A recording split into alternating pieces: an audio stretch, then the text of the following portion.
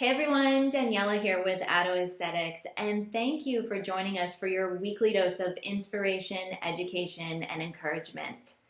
I have a very special guest for you guys today. I have Mr. Gregory Dillon of Gregory Dillon Beauty and the Boy Meets Beauty YouTube channel. So, Gregory, thank you so much for being here. Oh my gosh, thank you so much. It's awesome to be here. I'm so excited to talk to you.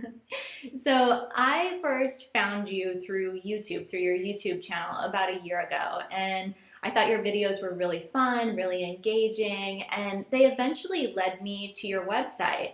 And once I got to your website, I thought, oh wow, this guy has a lot of experience. So, for the people in the Adult Aesthetics community who may not have come across you or your work yet, can you fill them in a little bit on your background? Exactly. And I have been in beauty for about 20 years and a licensed esthetician for 18. And I like to say that I've done everything from kind of behind the counter, behind the chair in the facial room, crossed over to corporate beauty, and then literally back to the beginning, kind of back to my roots, which is where I am now with my own studio. So it's been a really interesting career in beauty that's taken me through just through about a little bit of everything, which I feel has been probably one of my greatest assets that I've been able Yeah. to just learn from every little angle. So it's been an interesting 20 years. So you clearly have a lot of experience, but what I'm really interested in chatting about today is your YouTube channel. So Boy Meets Beauty, and how you decided to use your YouTube channel to really attract clients to your business. I think the last time I checked, you had 10,000 subscribers with over 150,000 views, which is really impressive. So Yeah, how it's did you grown. decide? Yeah, well, you're Well, very engaging, but how did you decide to do that in the first place? thank you. It was actually, I have to give credit to one of my manager. Okay. And she was one of the first ones that was like, you need to get on board with more social media. Hmm. And being that I was in the process of opening the studio, I thought to myself, I had always wanted to do the whole YouTube thing. It was just kind of a matter of actually starting. So Right. it was kind of at the point where I was like, well, now's as good a time as any. And I just kind of said to myself, well, wow, isn't this amazing that I have this platform, this free platform, where I can share my expertise and position myself as an expert to a global audience. And it's going to bring more recognition to me. It's going to build a fan base, and it's going to allow me to talk about my, at the time, new business. So it was really kind of just like the perfect storm of timing. And my point from it was not to just make it about the business and what I do every day, but really make it more about connecting the viewer with my expertise and kind of being that more like your, kind of what I say, like your beauty BFF. Oh, So that way it didn't come across too salesy. I wasn't always just selling the studio or my services you're or, providing value. You're providing right, value there's to a them. takeaway. Hmm. There's a takeaway because they're getting a review from someone with very legitimate background. YouTube is full of a lot of very wonderful beauty fans Hmm. and gurus who try and try and try and have like amazing experiences with product and work with a lot of different vendors. But someone from my standpoint, it's a little bit different because I have a career that spanned, 20 20 years in years, beauty. yeah.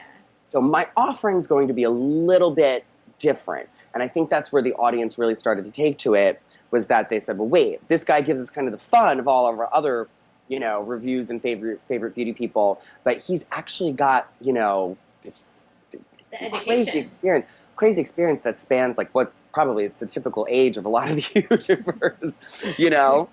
So it's been interesting, but it's funny at first. I didn't even have any expectations of how it would affect my business per se, like my skincare business.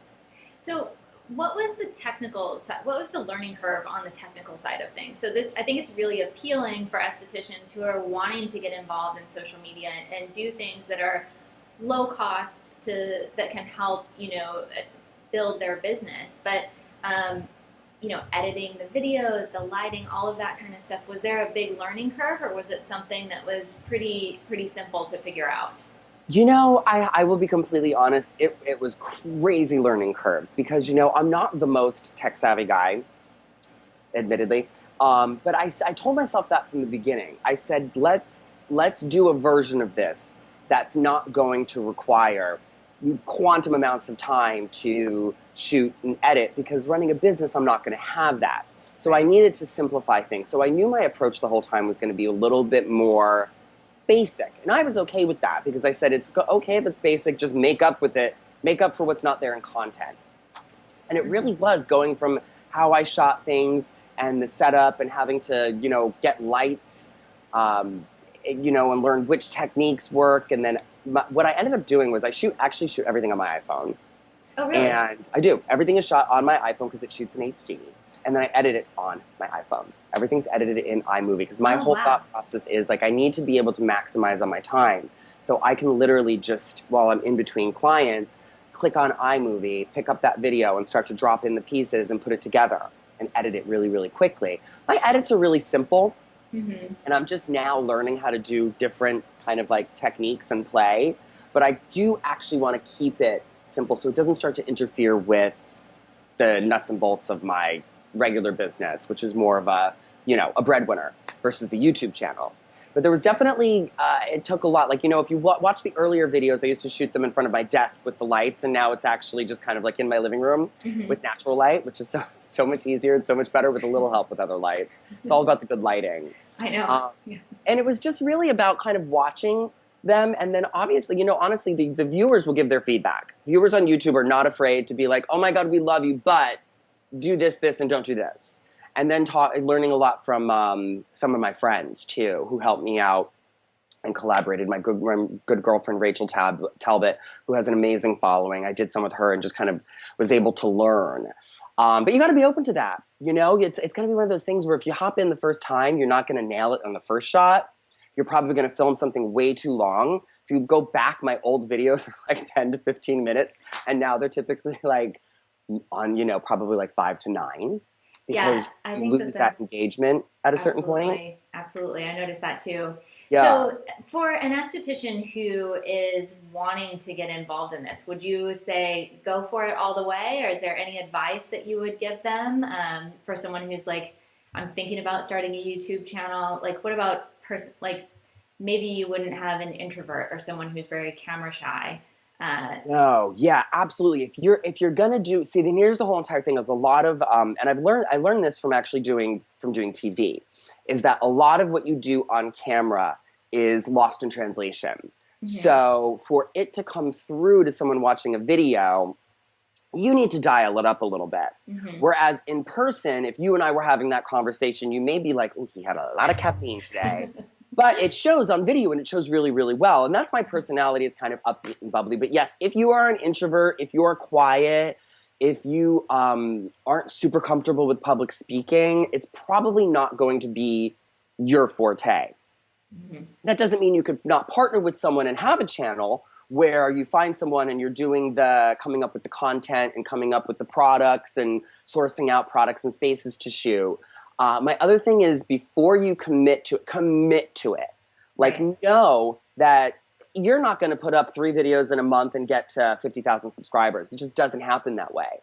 It's hard work. I give these YouTubers so much credit because it is much more time consuming than one would think. That was what I was shocked about. The time that it takes to shoot the content, edit the content, load it all up, put in all the descriptions, link it, it's quite it's a production. Time consuming. Yeah, it really is. So that was probably one of the biggest learning curves that I was like, oh my gosh, this isn't just a quick video and then it's like uploaded.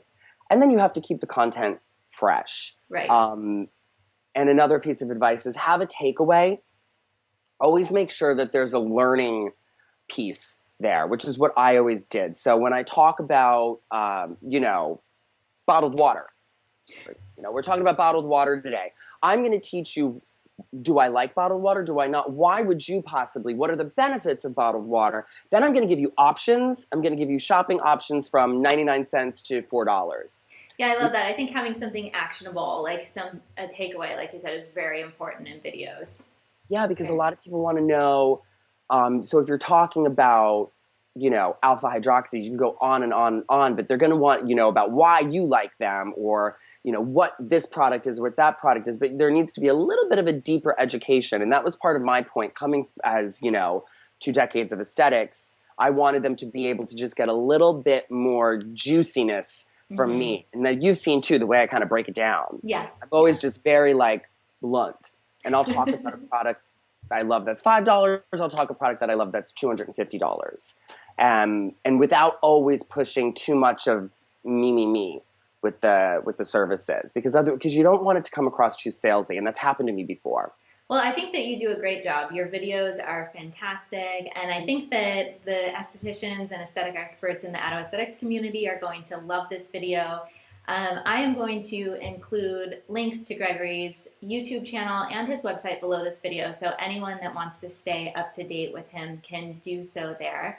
And Gregory, thank you so much. This has been so insightful, very actionable. We've got some key takeaways to share with the community, so I really appreciate your time. Oh my gosh, my pleasure. Thank you so much for reaching out. You know, the aesthetics community is one of the favorite parts of anybody who follows me on social media and YouTube. I think we're always looking to learn more. Absolutely. And to increase our reach with what we do. And this is a great way to do it. And like we talked about too, you know, you'll end up getting clients from it, which is one thing that I never really anticipated. So it's kind of like a win-win situation. Win-win. That's always a great way to position yourself as an expert, though. I think that's my favorite part about that. Perfect. Well, thanks everyone, and keep making the world a more beautiful place inside and out.